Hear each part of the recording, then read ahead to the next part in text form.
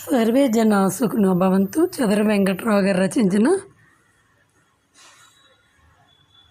పద్యములు 77, 78.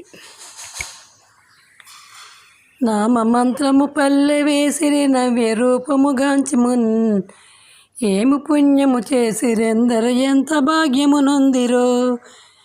ప్రేమ మీరగ తత్వజ్ఞానము పెంపు మీరగ తెలుపుచున్, కామితంబులు తీర్చువాడవు